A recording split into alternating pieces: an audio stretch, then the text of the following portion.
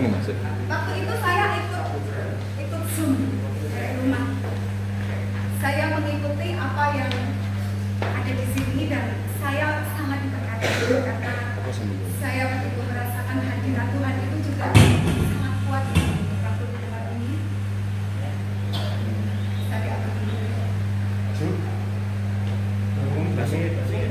Sini tak ambil kan?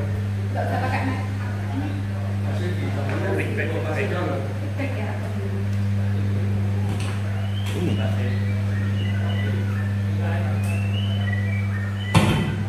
apa ini ya? Merah ini. Ya.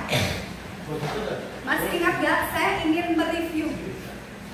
Bulan lalu Bu Ana mengatakan apa? Iman. Tentang apa? Apa yang berkemenangan? Memiliki roh yang berkemenangan. Siapa yang sudah menang? Amin. Siapa yang sudah menang? Rohnya sudah dimenangkan siapa? Kok tidak semuanya tunjuk jari ya? Berarti belum menang ya, masih kalah terus. Kemarin itu Bu Ana menyampaikan menang dari apa? Ayo, masih ingat ya? Dari apa? Iblis, maut dan dosa.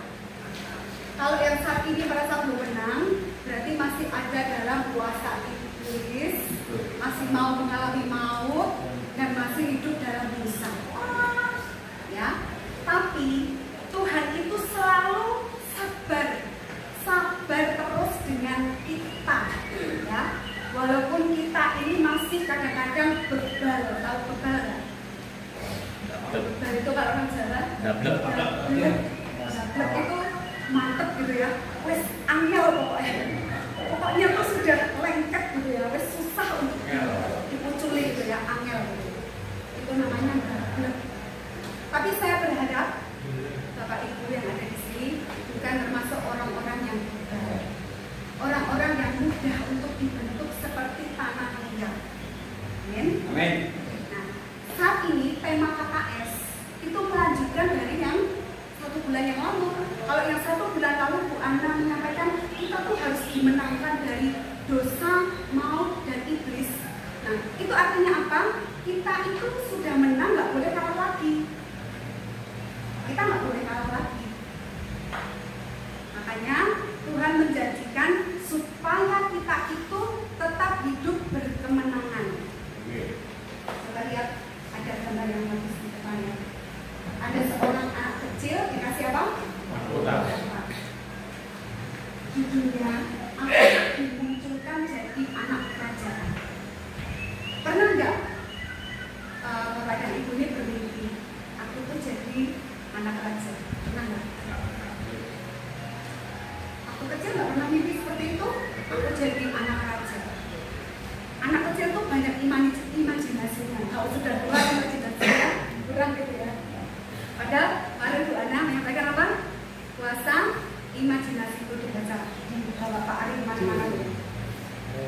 Kuasa imajinasi, kuasa perkataan, pikiranmu, ya, imajinasi itu harus terus dimunculkan. Nah, aku dimunculkan jadi anak kerajaan. Apalagi nih Bu? Ya mungkin bertanya-tanya. Tema apa lagi nih Bu? Saya dulu waktu kecil itu pernah berandai-andai menjadi putri gitu ya. Putri ketika menjadi putri itu punya baju yang bagus, dikasih gaun, makan enak-enak gitu ya. Kalau anak kecil kan imajinasinya seperti itu ya, menjadi sosok yang disayang karena dia adalah anak raja. Yang menyayang bukan hanya raja, tapi semuanya, termasuk rakyat-rakyatnya itu juga merasa sayang kepada anak raja. Karena apa? Dia itu mendapat privilege, mendapat apa ya? Sesuatu yang berbeda, keistimewaan gitu ya. Tidak sama dengan anak-anak yang lain yang bukan disebut anak raja. Nah, kalau kita itu menggambarkan diri kita itu sebagai anak raja, coba dibayangkan. Kalau orang itu memiliki posisi di atas, ya raja terus punya anak, anaknya itu selalu disorot, selalu dilihat ya. Kalau sekarang melalui YouTube, bisa melalui Instagram, TikTok, apapun itu namanya. Aplikasinya banyak banget saat ini. Orang itu bisa menilai, melihat, menyorot anak siapa orang Indonesia, presiden. Tahu nggak? Ya. Presiden ada anak presiden. Anak presiden itu selalu menjadi sorotan. Kalau kita itu, saya dan bapak ibu semua harus mau siap dimunculkan menjadi anak raja, kita tuh harus siap menjadi apa? Sorotan. Siap? Enggak bu, enggak mau jadi anak raja bu. Nanti dia terus mau begitu, tapi enggak jadi anaknya Allah, enggak jadi anaknya Yesus. Berarti sia-sia dong iman kita. Ya. Yang disebut dengan anak kerajaan adalah orang-orang percaya kita bisa yang termasuk enggak data ya namanya. Namanya enggak data ya. Gimana mbak? Rasanya di sini gimana? Enggak enak. Siapa yang bilang di sini enak? Enggak ada kan? Enggak ada yang enak kan? Mau nggak pulang? Mau. Tadi saya tanya Pak Andi, harusnya tanggal 28 Ibu kemarin berkasnya, SK-nya tapi belum jadi ya. Jadi belum Pak? Belum. Amin ini jadi nggak Pak? Amin ya, bulan ini jadi ya Pak ya. Amin. Pak Andi sudah mau pulang. Siapa lagi yang pengen pulang? Pengen pulang. Tapi kalau Tuhan bilang belum waktunya, belum. Ya, makanya KKS setiap bulan rajin untuk menjawab kalian semua, melihat apakah masih ada iman yang teguh itu.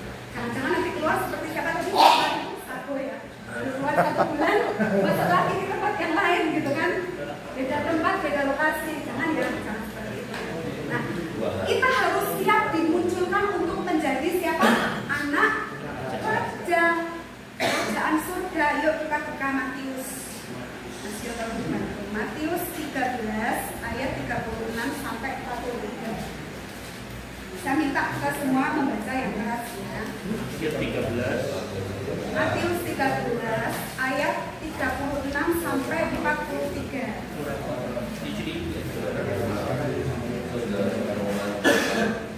Siap dibuka. Kita boleh dibuka biar sudah di depan. Boleh membaca, kita bersautan ya. Saya baca ayat 36, Anda nanti menyambut ayat berikutnya sampai ayat 43. Maka Yesus pun meninggalkan orang banyak itu lalu pulang. Murid-muridnya datang dan berkata kepadanya, jelaskanlah kepada kami perumpamaan tentang lalang di ladang itu. Dia menjawab katanya, orang yang melakukan miliknya ladang ialah dunia. Benih yang baik itu anak-anak kerajaan dan lalang anak-anak si jahat. musuh yang melakukan ialah iblis. Waktu menuai ialah akhir zaman dan dapat menuai juga malaikat. Maka seperti lalang itu dikumpulkan dan dibakar dalam api, demikian juga pada akhir zaman. Anak manusia akan dibunuh pakai malaikatnya, dan mereka akan melakukan segala sesuatu yang menyesatkan, dan semua orang yang melakukan kejahatan dari dalam neraka. Semuanya akan dicampakkan ke dalam dapur api, di sanalah akan terdapat ratapan dan kertakan gigi. Pada waktu itulah orang-orang benar akan bercahaya seperti matahari dalam kerajaan Bapa mereka. Siapa bertelinga hendaklah yang benar. Siapa bertelinga? Hendaklah yang benar. Saya bertelinga. Mau mendengar dengan baik ya? Kita akan membaca, memahami, merenungkan dan ini. Saudara, tadi setelah kita membaca bagian tadi ya, itu adalah sebuah jawaban dari Tuhan Yesus atas pertanyaan murid-muridnya. Jadi sebelumnya itu, jadi ada pasal sebelumnya, di pasal yang sama di ayat sebelumnya itu, murid-murid itu dikasih sebuah perumpamaan sama Tuhan Yesus tentang lalang antara gandum. Nah, ternyata murid-murid nggak tahu maksudnya. Makanya kemudian mereka bertanya di bagian yang tadi kita baca, maksud dari perumpamaanmu itu apa toh Yesus? Ya. Nah, secara garis besar sebenarnya Yesus itu ingin menjelaskan ini loh kerajaan surga itu seperti apa. Nah, Yesus memberikan sebuah perumpamaan yang saat itu lazim ada di antara orang-orang pada zamannya. Supaya apa? Mereka itu paham ketika disampaikan sebuah perumpamaan maksudnya itu apa. Coba ditayangkan gambar lalang dan gandumnya masuk. Saya ingin menunjukkan bisa membedakan mana lalang mana gandum. Bisa nggak? Mana? Lalang yang mana, gandum yang mana? Lalang yang mana? Lalang suket tok ya. Gandum yang putih. Nanti suket tok. Yang ada putih-putihnya itu sebenarnya suket. Tahu nggak? Yang pernah ke sawah siapa? Saya orang desa, jadi kecil saya suka ikut tetangga saya ke sawah. Bapak ibu saya ke sawah, tapi saya rajin ke sawah ikut tetangga saya ke sawah. Saudara, saya kasih tahu ya, yang belum pernah ke sawah, ya. Kalau saya dulu sering ke sawah jadi tahu. Namanya padi. Padi itu kan tadinya ditebar dulu, terus habis itu diambilkan. Ketika siap ditanam, dia ditanam diatur sedemikian rupa, ada apanya formasinya gitu ya, urut gitu. Tapi padi yang udah ditanam dengan berjarak itu tetap aja ada apa? Rumput, betul nggak? Jadi padi dan rumput itu tumbuh bersama.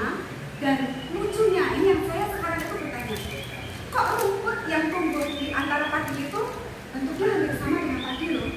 Kenapa nggak rumput yang lain? Rumput itu kan banyak macam, betul nggak? Jadi siapa yang pernah ke sawah pasti tahu ya. Jadi rumput yang tumbuh di padi itu, di antara padi itu hampir sama bentuknya dengan padi. Nah, para petani itu nggak berani mengambil rumputnya itu dengan dekat-dekat dengan padi. Karena apa? Kenapa? Takut. Pak siapa yang Pak? Terus ya. Tahu karena pernah ke sawah ya Pak. Kalau rumputnya yang di dekat padi itu diambil, itu padinya takut, jadinya nggak jadi tumbuh, betul nggak? Tuhan Yesus waktu di perumpamaan yang sebelumnya, saya nggak akan membacakan ya. Di perumpamaan sebelumnya itu juga menyatakan ada gandum yang sedang ditabur oleh anak manusia. Anak manusia itu siapa? Tuhan Yesus. Tuhan Yesus menabur apa? Benih. Benihnya apa? Benih yang baik, namanya gandum. Kenapa benih baik? Karena gandum itu akan menghasilkan buah. Buahnya itu nanti akan diolah menjadi makanan. Betul? Nah, lalang itu bukan benih yang baik, dia adalah benih yang buruk. Siapa yang menabur lalang? Iblis. Tapi di perikop sebelumnya itu Tuhan Yesus itu mengizinkan loh iblisnya tuh menabur. Begini apa? Ayo dibuka deh Mas Yo biar pada nggak ngantuk. Matius 13 Mas Yo, ayat berapa Mas yang sebelumnya? Matius 13 ayat 24 sampai 30 ya. Matius,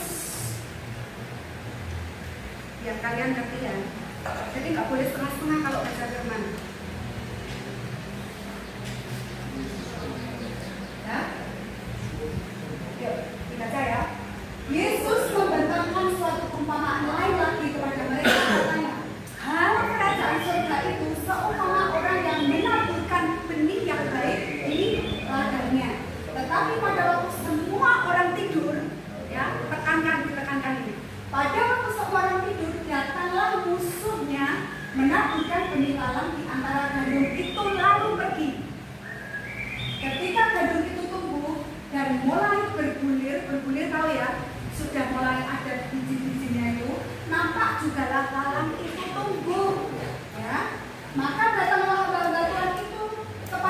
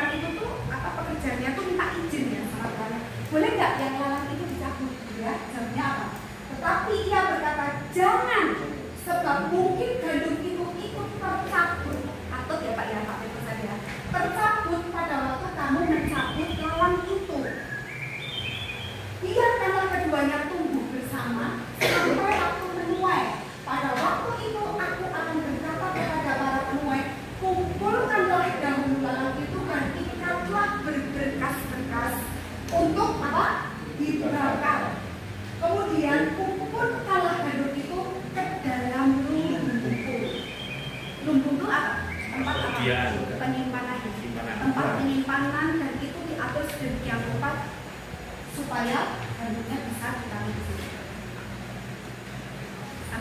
Sampai di sini paham ya?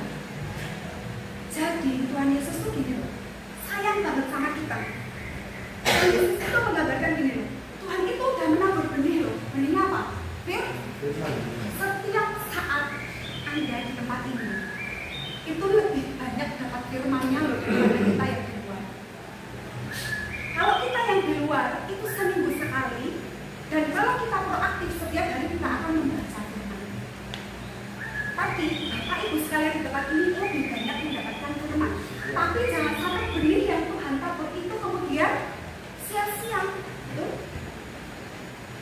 Tapi di sisi lain Tuhan itu mengizinkan loh, si jahat itu tetap menabur lalang. Dan itu tumbuh bersama-sama dengan benih firman yang ada di dalam hidup kita. Lo nggak maksudnya apa? Tuhan ingin menguji iman kita sampai di mana kemampuan kita itu menangkap apa yang Tuhan mau. Seperti nanti Pak Ari ya, saya tahu persis ceritanya. Harusnya saya nanti keluar, saya menikah, mau pelayanan bersama. Kalau istri saya sudah melayani duluan, bla bla bla gitu ya. Tapi Tuhan tidak izinkan itu. Dan Tuhan ingin menguji imannya Pak Ari, apakah masih tetap mau sama Tuhan? Dan Pak Ari saat ini masih ingin terus melekat sama Tuhan. Saudara, jadi ketika kita itu mau disebut dengan anak-anak kerajaan yang selalu disorot, tentunya kita nggak mau ya disorot. Itu kita orang tuh berproses nggak mau bersama dia. Saya yakin yang ada di tempat ini pasti ini, aduh Bu, nanti saya kalau keluar itu dari sini pasti orang tuh ngecap saya tuh, tahu ngecap ya, ini orang zaman dulu nggak sih? Nanti orang akan menandai saya, dia pernah ke lapas. Saya kalau tiba-tiba dia pasti nanti saya apa ya? Apa namanya? Saya silakan atau saya mau dekat-dekat mereka, pasti kalian akan menghadapi itu. Ya, itu pasti akan dihadapi. Tuhan Yesus tidak begitu. Ya, Tuhan Yesus tidak begitu. Tuhan Yesus sangat sayang kepada kita semua. Buktinya apa? Buktinya dia terus akan menabur benih firman-Nya kepada kita supaya kita itu pada kesudahannya itu tetap memiliki roh yang berkemenangan. Kita tidak lagi apa? Tahu kabar ya? Anak-anak sekarang itu kan istilahnya macam-macam. Saya itu orang kuno ya. Kalau kita 70-an itu kan berarti orang-orang kuno. Tapi harus mengikuti ya. Anak-anak sekarang bilangnya kabar. Kita tuh suka kabar. Ketika misalnya kita lagi salah sedikit, kemudian kita itu dikasih masukan, kita marah. Kamu siapa? Kok ngasih tahu aku? Emang kamu nggak bisa? Gitu ya. Mungkin sama sesama teman di sini, kamu juga sama-sama bisa. Ngapain ngasih tahu saya? Mungkin kita akan gambar seperti itu. Ya. Tuhan tidak ingin bahwa ketika kita itu yang sudah dikasih benih firman, untuk kita itu menjadi anak-anak kerajaan yang selalu disorot kita, dan kita kubur di tengah jalan. Karena itu Tuhan Yesus memberikan contoh perumpamaan ini.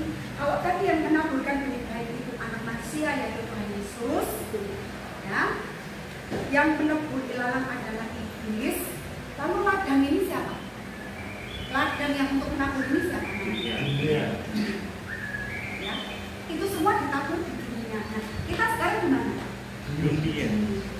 Kita bisa nggak merasakan surga? Bisa. Sekarang sudah merasakan surga belum? Neraka. Neraka. Siapa yang belum merasakan surga? Wah, kakaknya sudah sering menyampaikan bahwa kerajaan surga itu bukan sekedar makanan dan minuman, tetapi soal apa? Roma 14 ayat 17. 3 kabel, ayo harus ingat. 3 kabel yang dulu awal-awal mula Bu Ana menyampaikan. Kata 3 kabelnya nggak boleh putus loh. Satu saja putus nanti kalian kalau putus konsep. Ya, kalau konsep tabrak-tabrak, betul nggak? Apa? Kerajaan surga bukan dari soal makanan dan minuman, tapi apa? Tapi soal kebenaran, damai sejahtera, dan sukacita oleh Apa tadi? Kebenaran, damai sejahtera, sukacita. Siapa tadi yang belum merasakan surga? Satu, apa tadi? Kebenaran. Kebenaran itu apa? firman. Firman. Setiap saat disampaikan kebenaran loh. Berarti kan surga ada di sini harusnya, betul nggak? Yang kedua apa? Damai sejahtera. Ayo damai nggak dalam hatimu? Hatimu loh ya. Kita masing-masing ada koreksi. Ada damai. Damai itu artinya kita tuh sudah tidak kompromi lagi, sudah tidak tawar-menawar lagi loh ya. Kerajaan surga itu sudah harus terasa seperti di bumi. Siapa yang berdoa Bapak kami tiap hari? Doa Bapak kami. Terakhir apa? Jadilah padamu di bumi seperti jadi ya, di bumi ini kita harus sudah merasakan surga. Ada amin? Amin. Ayo, sudah menciptakan surga itu belum dalam diri kita? Kebenaran, damai sejahtera, sukacita. Damai itu nggak suka bertengkar, titik itu loh. Ya, senggol bacok itu nggak ada ya. Saya tahu loh istilah itu. Senggol bacok itu nggak boleh. Jadi kita tuh harus damai tentram gitu loh dengan sesama kita. Dan ada sukacita, sukacita itu sudah nggak apa lagi, sudah nggak kepahitan. Jadi yang sudah pernah menyakiti kita, sudah pernah membuat kita mengalami seperti ini gitu, jangan diingat-ingat lagi. Itu kita harus ada sukacita. Yuk kita lanjut. Nah, kita itu diajak Tuhan supaya kita itu menjadi benih gandum ya, bukan lalang. Nah, Tuhan itu mengizinkan iblis itu untuk menabur lalang dan supaya tetap bersama-sama dengan kita. Tinggal kita akhirnya haji atau tidak. Nah, kita akan belajar dari salah satu tokoh, satu-satunya. Kita akan belajar dari Tuhan Yesus. Dibuka Filipi 2. Ayo pokoknya harus baca firman, nggak boleh ngantuk. Kalau ngantuk berarti iblisnya sudah sanggup merebut. Ya, sudah mengatur jalannya berhasil. Yuk. Filipi 2 ayat 5-11. Saya minta yang baca semuanya ya, tapi saya nggak bisa baca. Saya semuanya baca, saya punya. 1, 2, 3. Hendaklah kamu dalam hidup bersama menaruh pikiran dan perasaan yang terdapat juga dalam Kristus Yesus, yang walaupun dalam Allah tidak menganggap kesetaraan dengan Allah itu sebagai milik yang harus dipertahankan, melainkan telah mengosongkan dirinya sendiri dan mengambil doa seorang hamba dan menjadi sama dengan manusia, dan dalam keadaan sebagai manusia ia telah merendahkan dirinya dan taat sampai mati, bahkan sampai mati di kayu salib. Itulah sebabnya Allah sangat meninggikan dia dan mengaruniakan kepadanya nama di atas segala nama, supaya dalam nama Yesus bertegur lutut segala yang ada di langit dan yang ada di atas bumi dan yang ada di bawah bumi, dan segala lidah mengaku Yesus Kristus adalah Tuhan bagi kemuliaan Allah Bapa. Amin. Kita mencontoh menjadi anak raja seperti siapa? Yesus itu siapa? Tuhan. Allah sendiri kan? Allah sendiri. Tapi Yesus itu mau loh menjadi apa? Dia mau untuk apa? Mengosongkan dirinya. Harusnya tuh dia sudah pakai mahkota loh, mahkota kerajaan surga, betul nggak? Tapi Yesus itu mau apa? Nggak mau gini loh. Dia menggunakan posisinya, jabatannya sebagai anak Allah itu untuk hanya dia itu dilihat, dia itu mendapatkan yang enak-enak itu enggak kan? Yesus mengalami apa? Mengosongkan dirinya. Walaupun dia bisa protes, Tuhan, aku Tuhan, kenapa aku harus jadi manusia? Kenapa aku harus mati? Ya kan? Tujuannya mati apa kemarin Bu Ana sudah menyampaikan, ayo, masih ingat nggak? Yesus mati, dia turun kemana? Kerajaan maut. Tuhan Yesus ngapain? Ke kerajaan maut. Ngambil kunci pintar siapa tadi jawab? Pak Eko, Pak Is. Tuhan Yesus ngambil apa? Kunci. Kuncinya ada di dalam alam maut. Ya kan? Dia ngambil kunci untuk diapakan? Diserahkan kepada kita. Kita ini kan anaknya. Kita ini kan tubuhnya. Kunci itu ada di tangan kita, ya, karena Yesus sudah mandiri. Kunci untuk apa? Untuk menjadi anak-anak raja.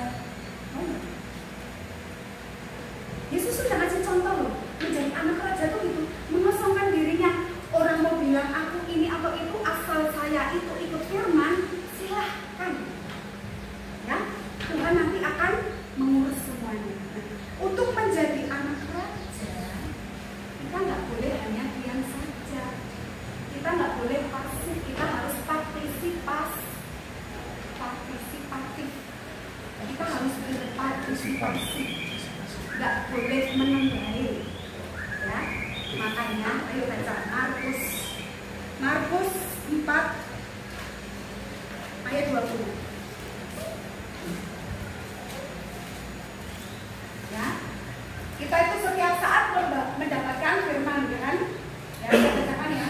Dan akhirnya yang ditaburkan di tanah yang baik ialah orang yang mendengar dan menyambut firman itu lalu berbuah.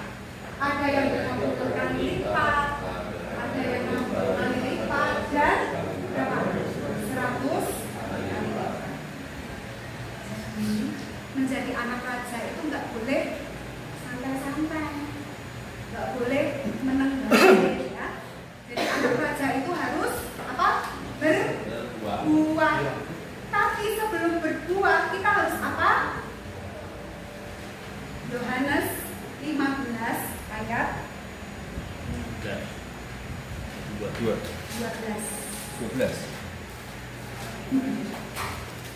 Ya.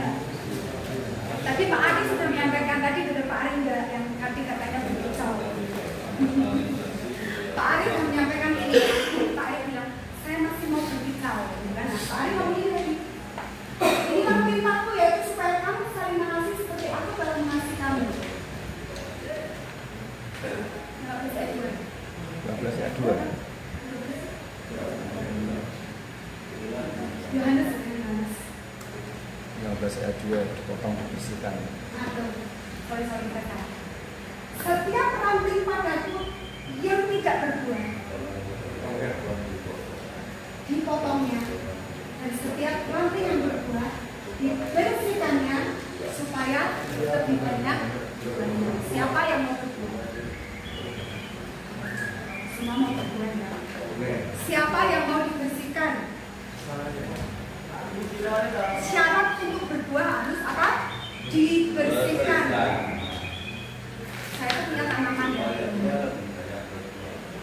Saya tuh punya tanaman dulu.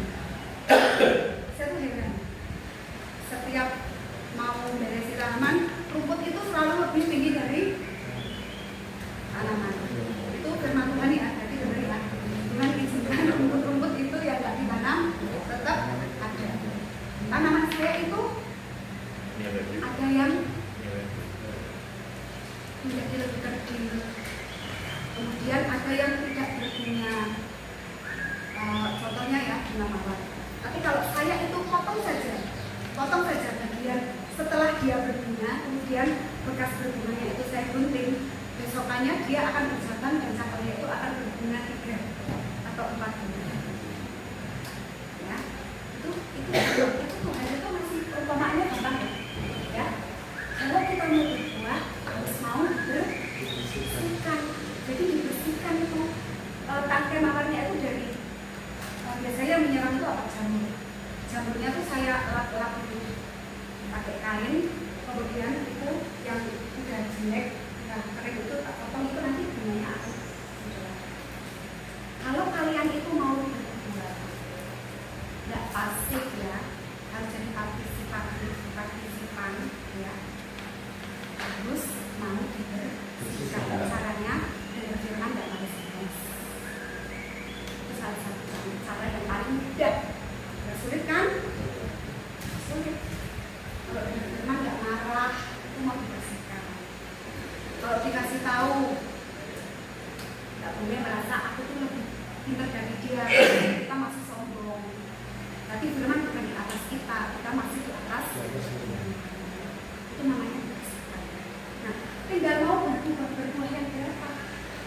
Bapak Ibu mau berbuat yang mana? Kan ada 30, ada 60, ada 100. Mau berbuat yang mana? 100. Kalau mau berbuat yang 100 harus melewati yang 30 dulu. Berbuat 30 kali lipat artinya apa? Tahu artinya enggak? Bu Ana sering ya, Yohanes 1 ayat 1 sampai 5, nanti dibaca sendiri ya. Yohanes 1 ayat 1 sampai 5. Ketika kita itu berbuat 30 kali lipat artinya apa? Kita itu sudah beres dengan kita sendiri. Yang tadinya kita itu gelap, kita itu menjadi terang. Siapa yang kalau mati lampu kita nggak bisa lihat apa-apa ya, apapun nggak bisa mati, betul nggak? Takut betul nggak? Tapi jangan-jangan nanti ada yang masuk gitu ya, kalau mati lampu seperti itu ya. Kegelapan itu nggak enak. Tapi manusia tuh masih suka kompromi dengan kegelapan. Firman-nya ditabrak-tabrak dengan Islam. Jadi firman itu dipakai untuk membenarkan diri sendiri. Kadang-kadang seperti itu. Ngakunya sudah sering baca Alkitab, tapi firman-nya itu suka ditabrak-tabrak dengan di atas pembenaran diri sendiri. Tuhan, saya kan sudah setia di sini. Saya tuh ikut ibadah sudah nggak males-malesan, nggak ngantuk misalnya. Tapi kok ya masih lama ya di sini saya ya. Itu namanya masa Tuhan, betul nggak? Kan kalau masih izinkan di sini berarti apa? Ya nurut, ya. Makanya harus berbuat 30 kali lipat itu artinya apa? Sudah beres dengan diri sendiri. Sudah beres itu artinya apa? Sudah beres. Atau itu apa? Meninggalkan hidup lama, hidup dalam dosa. Kita ada ciptaan baru yang lama sudah baru, sesungguhnya yang baru sudah datang. Jadi kalau kita mau berbuat 30 kali lipat, artinya kita harus beres dengan diri sendiri, nggak baper lagi, nggak suka marah lagi, nggak jahat lagi. Contohnya, tadinya nyuri, nggak nyuri lagi, tapi bekerja. Efesus. Ya, pokoknya dikasih firman yang banyak supaya nggak rugi ya. Semarang Efesus berapa Mas Yo? 48. Satu ayat. Baca yang keras. Orang-orang yang mencuri jangan yang mencuri lagi, tetapi baiklah yang bekerja keras dan melakukan pekerjaan yang baik dengan tangannya sendiri, supaya ia dapat membagikan sesuatu kepada orang yang ada pada tangan. Ini contoh berbuat 30 kali lipat. Tadinya mencuri, nggak mencuri lagi, tapi apa? Bekerja. Bahkan ketika bekerja ngapain? Memberkati orang yang lapar, orang yang kekurangan. Betul? Mau begitu? Mau. Sekarang berbuah 60 kali. Berbuah 60 kali lipat itu artinya apa? Kalau tadi berbuah 30 kali lipat, secara gampangnya begini. Yang penting aku selamat, ya. 30 kali lipat itu saya selamat. Kita nggak seperti lalang tadi yang dikumpulkan terus dibakar ya. Jadi ketika akhir zaman nanti kita itu selamat. Buat 30 kali lipat. Nah kalau 60 kali lipat, kita nggak hanya selamat untuk aku sendiri, tapi untuk orang-orang yang aku sayangi, orang-orang yang ada di lingkunganku, di sekelilingku. Siapa? Siapa? Masih ada nggak yang disayangi? Masih ya? Siapa? Jangan nggak ada. Sedih. Banyak ya. Siapa satu satunya? Anak-anak. Siapa lagi? Orang tua. Pasangan. Udah pergi Pak. Pergi mana Pak? Lapor polisi dong. Tapi kan ada Tuhan ya Pak. Tidak ada yang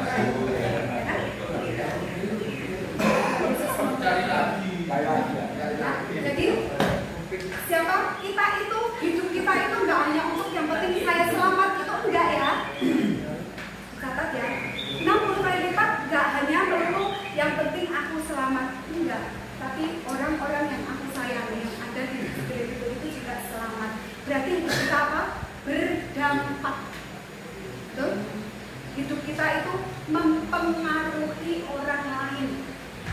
Kita itu berpengaruh, ya. Apa yang kita lakukan lakukan, kita ucapkan, kita kata-katakan, itu mempengaruhi sekeliling kita, sehingga orang-orang yang di sekeliling kita juga melihat Yesus yang menyelamatkan itu. Gak hanya lihat kita, itu 60 kali lipat, kemudian yang 100 kali lipat. Artinya apa? Kita itu berdampaknya gak hanya yang ada di lingkungan kita, gak hanya yang kita kenal saja, tapi untuk siapapun yang tidak kita kenal, bahkan ke bangsa. Anak Tuhan Allah itu mengutus kita itu datang kepada bangsa-bangsa. Ketika Tuhan Allah itu mengutus Musa atau mengutus Abraham pergi dari bangsanya ke bangsa lain, artinya apa? Kita harus memberkati bangsa. Jadi apa? Kerajaan surga, firman Tuhan itu harus disampaikan ke seluruh ujung bumi. Paham sampai di sini? Paham. Jadi pertanyaannya sekarang, siapa yang mau jadi anak kerajaan? Siapa yang nggak siap? Nggak ada yang nggak boleh ya. Kalau kita nggak menjadi anak kerajaan, jadi anak siapa? Iblis. Jadi kan ada ya, Matius 13 tadi ya. Kalau nggak menjadi anak kerajaan, berarti anaknya iblis. Namanya iblis itu kan cari temen. Dia nanti menunggu untuk dihukum 1000 tahun. Nggak ada 10 tahun. Dia akan dihukum selama-lamanya. Makanya dia tuh cari bolong. Kalau kita tuh mau diajak sama iblis, karena apa? Dia tuh nggak mau dibakar sendiri. Kita ngajak kita itu sudah dibakar bareng dia selama-lamanya loh. Kalau kita menggambarkan ya, rumah itu kalau gasnya bocor kemudian meledak, itu kan ngeri ya. Kita membayangkan, misalnya saya lihat berita yang di dalam itu ada lansia 2 orang, saya membayangkan itu baru kena api dunia ya. Karena api yang kekal itu nggak akan mati, nggak akan padam selama-lamanya. Kita hidup di dunia ini ada masanya, ada waktunya. Tapi kekekalan itu nanti ada 2, kematian atau kehidupan. Orang yang benar tadi ya, Matius 13 ayat berapa kira-kira tadi? Tahu ya? 43. Matius 3 dicoba dikitakan sih. Matius 13 ayat 43. Orang yang benar itu siapa? Saudara dari saya. Orang yang benar pada waktu itulah orang-orang benar akan bercahaya. Seperti apa? Matahari dalam kerajaan Bapa mereka. Siapa yang terlihat? Kita itu akan bercahaya terus. Hidup kita itu akan disorot baik dan orang itu akan berduyun-duyun ya, berbondong-bondong ikut seperti yang kita rasakan di dunia. Saudara, saya akan memberikan satu cerita. Ini karena saya alami ya. Jadi kalau tadi Pak Ari bilang siapa yang mau menyampaikan kesaksian, kita harus selalu bersaksi. Karena ketika kita bersaksi, iblis itu gentar, iblis itu takut. Kalau orang Kristen itu hanya diam saja, iblisnya senang, tambah tak parah gitu. Tapi kalau kita tuh bersaksi ya tentang kebaikan Tuhan, iblis itu takut senang.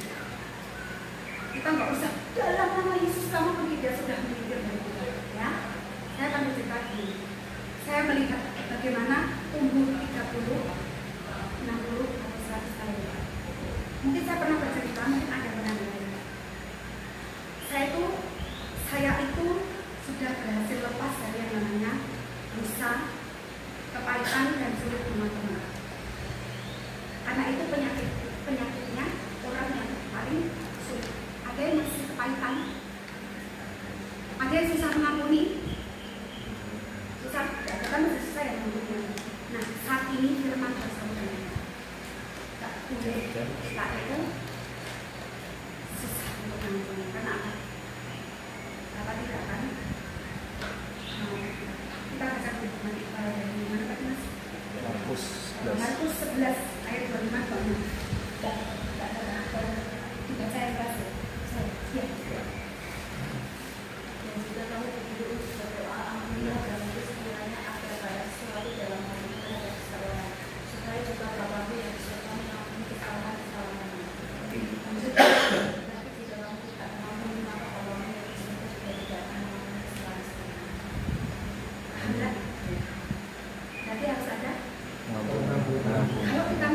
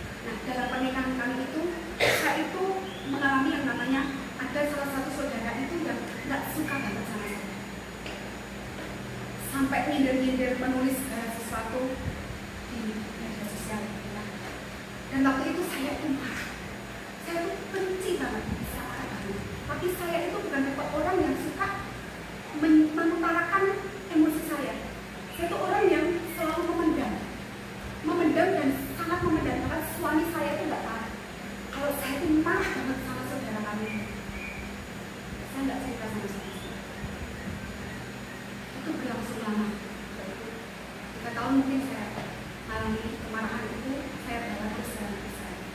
Ketika saya ketemu orangnya, saya tuh tambah marah. Ketika saya ingat orangnya tuh saya marah banget. Karena dia udah nyakiti saya dari apa yang tidak pernah saya lakukan. Itu yang membuat saya marah. Dan saya menganggap itu wajar. Waktu itu saya tuh menganggap wajar. Tuhan tahu kok isi hatiku, kan aku enggak melakukan itu. Tapi saya masih kepahitan sama dia. Dan itu adalah kesalahan besar dari saya. Suatu ketika,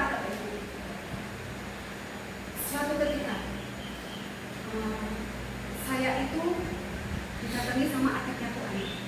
Ibu anak itu kan keluar presiden. Adiknya tuh dokter tuh bilang, enggak, oh masih Arab ketemu boy, mau ada ketemu sama saya, mau mendoakan kamu. Itu temanku dari Jakarta, namanya Mbak Muna. Dia tadi lihat kamu di gereja, dia bilang ini, Bu, itu siapa namanya? Itu namanya Rini. Boleh nggak aku mau kamu doakan dia? Aku ada pesan khusus dari dia nanti. Saya dipanggillah sama Mbak Muna itu dengan budak tadi. Dia bilang sama saya, Mbak Rini apa kabar? Sehat Mbak. Mbak, saya tuh mau doain sama kamu. Kamu tuh pengen apa yang Tuhan belum kasih? Dia bilang gitu. Kami tuh udah menikah 5 tahun, tapi saya belum punya anak. Saya belum itu sama kamu. Mbak ini mau punya anak, dia mau nggak? Karena selama ini kami kan nggak ada masalah gitu. Saya nggak ada masalah, sama saya nggak ada masalah. Jadi sebenarnya kan nggak ada masalah gitu kan. Kalau secara biologis punya anak gitu. Itu belum dikasih anak. Terus Mbak Muna tuh bilang, Mbak ini tahu nggak kenapa belum dikasih anak? Ya Tuhan belum izinkan. Saya jawabnya emang sederhana kan, memang Tuhan belum izinkan gitu kan. Terus dia tuh nyentil saya gini, karena ada yang salah dengan Mbak ini. Terus saya bilang gitu, menurut saya tuh nggak ada masalah gitu ya. Jadi saya tuh nggak firman gitu ya Bapak Ibu. Saya tuh nggak firman. Setiap bulan saya tuh dijagal sama Pak Pendeta untuk membawakan khotbah bahasa Jawa. Ya, bahasa halus. Saya sering diminta untuk di persekutuan pada dewasa. Pokoknya itu apa ya? Saya melayani lah, saya melayani. Tapi dia bilang, ada yang salah dengan dia. Ini itu kepahitan sama seseorang yang tidak mau mengakui. Waktu itu saya nggak ngaku, udah pertemuan selesai. Terus karena Mbak Muna ini tinggal di tempat dokter satu rumah dengan saya, dia ngejar dokter. Pokoknya saya mau menyelesaikan tugas itu hari ini. Saya harus nggak mau Mbak Rini itu mau mengakui atau melakukan saya. Kalau masak, tadinya ketemu di gereja, terus ini Mbak saya mau Mbak Rini itu mau mengakui dan sudah membuat hatimu pahit bertahun-tahun. Anak Tuhan akan ngasih kamu 3 anak. Dia langsung bilang begitu sama saya. Saya nangis waktu itu Bapak Ibu. Saya nangis. Akhirnya saya ceritakan semua, saya sakit dengan namanya siapa, kemudian apa yang saya rasakan sampai itu saya sampaikan secara terang. Terus dia bilang gini, sekarang aku mau Mbak Rini berdoa sebut nama dia lengkap dan ampuni dia. Saya menyebut namanya lengkap, saya mengampuni dia. Terus dia bilang, dengan ini Mbak Rini nanti akan punya 3 anak dan Mbak Rini juga akan memberkati orang itu. Dia bertanya, orang itu masalahnya apa Mbak? Dia belum mau ke sana.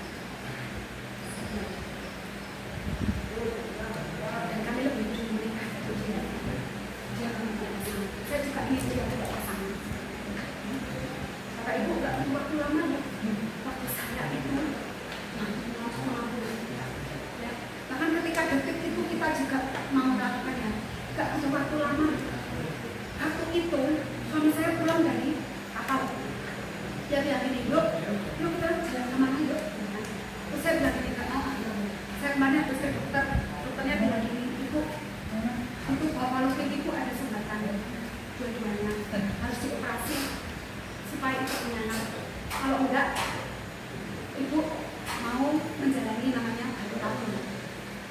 Dua-duanya sama keluar duit, ibu mau mantap yang mana? Tolong direbut sama bapak. Saya ngobrol sama suami saya bilang gitu, mantapmu mana? Saya bilang, yaudah kita ke Surabaya, ke Siliwangi. Jadi kami akhirnya memutuskan secara sikat ya, memutuskan untuk Siliwangi. Bapak Ibu, di sana, tapi di Surabaya itu, saya benar-benar bersyukur karena kesakitan yang luar biasa dialami itu melakukan proses itu, saya tidak mengalami. Sampai ada yang bilang kepada saya, ini kan bojoku nikah meneh gitu. Sampai kok tak usah katakan, terus kamu bojo meneh gitu ya, karena tidak sanggup mengalami rasa sakit ketika proses dari kamu. Saya tidak mengalami sama sekali. Semuanya dilancarkan. Bahkan ketika proses itu ya, jadi kami kan kos di Surabaya tidak mulai. Tiba-tiba saya tuh ditelepon sama saudara saya ini, bojomu bisa mulai kan? Aku dilamar. Jadi besok dia harus menemani aku dilamar. Jadi saudara kami yang tadinya saya tidak mau mengambil itu, di waktu yang sama ketika saya itu proses bayi tabung, dia dilamar. Terus ketika suami saya tidak pulang dari Semarang kembali ke Surabaya, saya dapat berita dari dokter bahwa di dalam kandungan saya itu ada 3 janin. Tapi Tuhan tidak izinkan yang satu. Tadinya tahunya saya itu manis karena saya pendarahan. Sebelum dokter memberikan pengumuman ke saya itu saya bilang sudah Tuhan, kalau engkau tidak mengizinkan, ternyata yang keluar itu cuma satu. Jadi janin yang satu itu keluar, yang 2 itu tumbuh. Sekarang anak-anak saya itu di luar. Mereka itu kesini karena mereka ada sekolah ya, jadi mereka di luar. Mereka bilang nggak boleh masuk kan, mereka sama Pak Soto. Jadi Bapak Ibu, ini adalah hasil dari apa? Mau karena mungkin sakit hati dengan orang yang memasukkan kamu ke sini misalnya. Nggak boleh. Saat ini juga detik ini juga ampuni sebut namanya. Ya. Karena apa? Ini adalah titik balik ketika saya itu sekarang itu saya mudah untuk mengampuni loh Bapak Ibu. Kalau ada orang yang menzalimi saya gitu ya, mengatakan saya sudah gini, saya sudah mengalami yang lebih berat dari itu, saya sudah mengampuni, masa ya saya mau kembali ke saya yang satu. Kalian harus alami seperti itu ya. Karena apa? Ketika kita itu mau mengampuni, maka Tuhan akhirnya datang berturut-turut ketika kita menjadi selamat, jaminannya itu akan mengikuti kita. Jaminan apa? Keselamatan, kesehatan, kelimpahan, jaminan apalagi itu semuanya nanti akan mengikuti kita karena kita adalah anak kerajaan.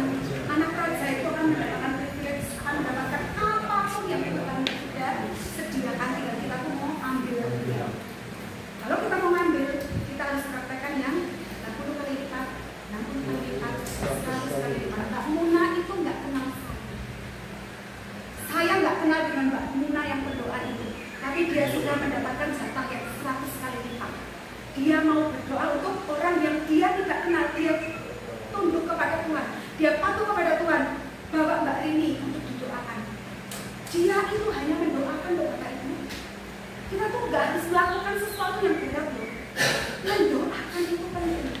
Dan dia lakukan itu namanya dia mendapat bagian yang 100 kali lipat. Ya? Kita itu belajar setiap saat benih-benih yang sudah Tuhan tabur di dalam hidup kita itu jangan disia-siakan. Kalau suatu saat lalangnya itu berasal dengan kita untuk biarin ayo mau sama-sama sama aku mau ke Yesus, kamu ikut sama aku ke tempat Yesus ya. Jadi sesuatu yang menghalang-halangi kita itu ayo kita ajak untuk ikut sampai pada akhirnya kita akan tetap disebut sebagai anak-anak raja. Karena apa? Iblis itu sangat ingin menggosok-gosok kita melalui banyak. Sekarang banyak anak-anak yang sulit untuk patuh kepada orang tua. Mereka lebih patuh kepada gadget. Mereka lebih patuh kepada sosial media. Karena apa? Kerjaan iblis itu terus diberikan kepada kita. Kita adalah orang-orang yang sudah dikhususkan oleh Tuhan. Jangan sampai orang-orang yang ada di sekeliling kita itu ikut jabatannya iblis. Maka itulah fungsi kita untuk tidak pasif. Kita aktif. Caranya gimana? Kan aku masih di sini. Doakan. Kekuatan doa seperti tadi yang dilakukan oleh pendeta Mbak Muna di nama Tuhan. Doakan, aktifkan doa itu dari hatimu, dari mulut setiap orang yang kita kasih. Amin. Amin. Dari sini kita dengan teman-temannya kita harus dimunculkan di jalan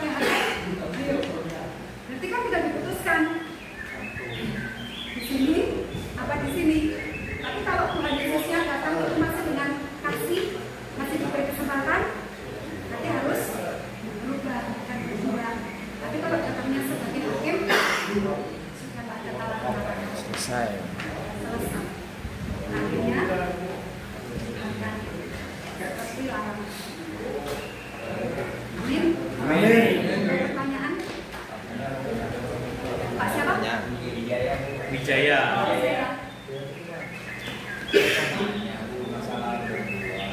Kalau misalkan kita mengasihi orang yang kita kenal, kita mau menolong, kita juga mau memberi, tapi dalam kutip kita kalau memberi, kalau sebagian hasil dari kita itu hasil masih tidak benar, itu apakah kita bisa berbuat? Tidak lah, harus hasil benar. Jadi harus dari, misalnya gini, orang katakan bilang gini, bohong sedikit demi kebaikan, betul nggak? Nah, ini saya praktekkan untuk anak saya. Saya bilang gini, anak-anak saya tuh nggak pernah saya ajarin untuk bohong. Iya, kosong iya, tidak misalnya nggak sekolah, guru nanya, misalnya diajak piknik, harus kamu piknik. Kalau diajak, mau ke tempat saudara nikahan, yang ngomongnya itu. Jadi nggak boleh izin bu, karena tidak masuk, tapi alasannya salah. Bohong tetap bohong. Dosa itu nggak ada besar kecil Pak Wijaya. Dosa itu ya dosa. Dosa artinya melanggar firman Tuhan. Kalau dosa akan mendatangkan kutuk. Kalau kita itu yang kita buat itu kebaikan, kita akan lebih berkat. Jadi walaupun kita uangnya banyak, tapi bukan hasil yang benar, dia tidak akan memberkati orang itu. Ada jadinya nanti orang itu malah jadi ikut kena kutuk. Jadi yang tadinya orang kita kasihi, jadi ikut kena kutuk kan jadi kita sedih. Jadi berarti hasil yang tidak benar itu kita tidak boleh memberikan ke orang itu. Gak boleh. Terus gak boleh dinikmati juga.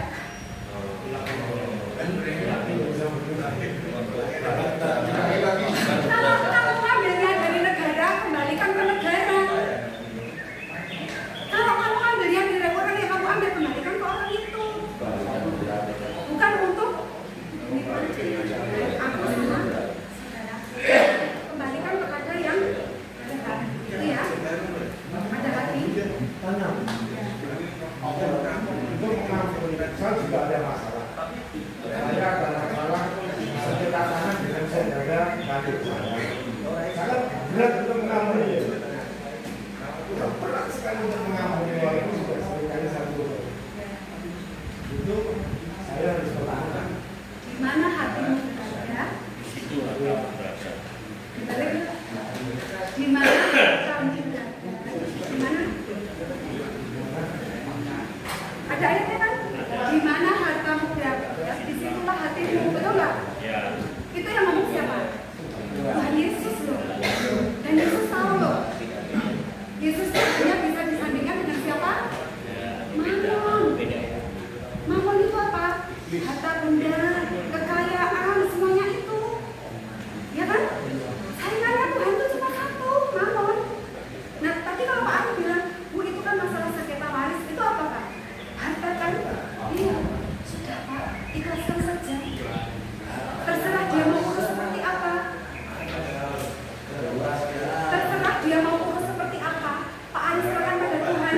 Misalnya itu akan menjadi hakmu, Tuhan akan berkehendak melalui caranya, orang itu akan diubahkan. Itu namanya kamu sudah tidak terikat dengan kan jadi Pak Ari rugi, jadi nggak mampuni.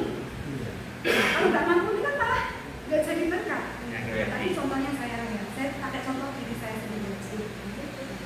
Kok bisa pakai contoh orang lainnya? Kita harus ngalami loh ya. Kalau kita baca firman kita harus ngalami. Kalau belum ngalami, ada yang salah dengan kita. Masih, ya, kalau saya satu lagi. Ya, mengenai konteksnya ini Bu, saya melakukan hal yang tidak benar, ya kan, hasil yang tidak benar. Tapi saya mencoba untuk memberi orang yang berkesusahan. Tapi Tuhan balasnya berkali-kali. Sering saya coba. Saya belajar firman Tuhan ya. Ini firman Tuhan pernah saya coba. Saya saksinya. Maksudnya berkali-kali saya akhirnya jadi timbul kesengajaan saya sering memberi baru saya melakukan. Jadi sering begitu Bu. Saya paham. Jika kita melakukan sesuatu, Tuhan Yesus mengajarkan apa? Tidak menerima apa? Ya? Ya tangan kanan memberi, tangan kiri tidak boleh tahu. Itu saya Saudara tidak mau untuk menerima balasan. Ketika memberi, berilah. Dan Pak Wijaya ngalami ini bagus pertanyaannya. Saya memberi, saya punya uang dengan nggak benar. Saya bagikan ke orang supaya orang itu didekati. Dan ternyata itu malah berkali-kali lipat. Dibalasnya. Jangan salah. Itu dari Tuhan atau siapa? Jangan salah. Iblis itu bisa membuat mujizat. Iblis itu lebih percaya Yesus daripada kita. Percaya nggak? Lebih tahu Yesus daripada kita. Karena dia pernah tinggal di mana? Di surga. Dia tuh kan dijatuhkan sama Tuhan karena apa? Kesombongan dia. Lucifer itu sombong banget. Dia true worshiper waktu di surga. Nah sekarang yang true worshiper itu harusnya kita. Kalau kita sering menyembah Tuhan, makanya iblis tambah nggak suka sama kita. Makanya kita itu diminta-bobokan. Suka dengan mamon, kasih mamon terus, lipat kali gandakan, berkata gitu. Iblis bisa membuat mujizat berkali-kali lipat daripada Yesus, dan bahkan iblis itu bisa ngasih shortcut jalan pintas, ya kan? Jalannya lebih cepat, lebih mudah. Sekarang yang kenal apa namanya? Pinjol, pinjaman online, nggak pakai jaminan yang sulit-sulit. Kamu tak kasih duit, tapi besok kamu dikasih bunganya gede, kan? Iblis itu pintar. Sekarang dirinya bukan dulu Pak Wijaya, tapi nanti kamu akan melihat hasilnya. Makanya dari buahnya lah kamu akan mengenal dia. Buahnya itu buah anak kerajaan atau buah anak iblis. Kalau sampai sekarang masih dilipat kali gandakan terus, itu belum waktunya, nanti akan dicatatkan. Karena tugas iblis adalah mencuri, membunuh, dan membinasakan. Mas Yohanes suami saya merasa bersalah. Itu nanti cerita berikutnya. Bagaimana dia juga mengalami hal seperti itu. Itu nanti kesaksian berikutnya ya Bapak Ibu ya. Tema-tema sebelumnya memang kita nanti harus makan. Gitu. Masih ada pertanyaan cukup ya? Cukup? Nah, jadi harus firman itu selalu digali ya. Harus digali. Jadi ini kita tuh harus belajar peka. Ini suara siapa nih? Suara Roh Kudus atau suara iblis? Atau suara hati? Suara hati itu yang harus kita kelola.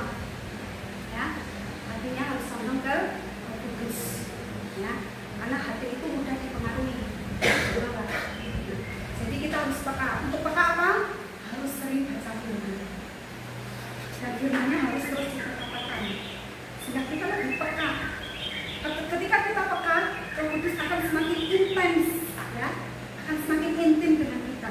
Sehingga sebelum kita itu dijatuhkan oleh iblis, dia tuh udah kasih tahu caranya gimana. Terserah Roh Kudus caranya. Ya, jadi kita harus mengaktifkan manusia kita. Manusia kita harus terus diaktifkan supaya kita menang terus. Apapun yang tipu muslihat. Oke? Dari sini, mari kita. Tuhan, terima kasih untuk firman-Mu pada kesempatan ini. Jagai kami terus ya Tuhan, untuk kami menjadi benih yang baik, supaya kami boleh berbuah dimanapun Tuhan tempatkan kami, terutama saat ini ketika kami berada di tempat ini ya Tuhan. Tuhan akan memberkati anak-anak-Mu yang ada di tempat ini ya Tuhan, supaya mereka terus menjaga iman percayanya kepada Engkau, supaya mereka terus dimenangkan dari tipu muslihat iblis ya Tuhan, dan mereka akan mengalami kemenangan sampai kesudahannya. Tuhan menghendaki mereka kembali untuk bersama-sama dengan keluarga masing-masing. Terima kasih Tuhan, terima kasih atas berkat firman-Mu pada saat ini. Dalam nama Tuhan kami Yesus Kristus kami berdoa dan mengucap syukur. Amin. Peradakan tanganmu ke atas, mengalirkan kita terima kasih. Jika engkau baik-baik mendengarkan suara Tuhan renungkannya dalam kehidupanmu, berkat Tuhan turun atasmu. Kasih karunia dari Allah Bapa, persekutuan yang intim dengan Roh Kudus, anugerah dari Tuhan Yesus Kristus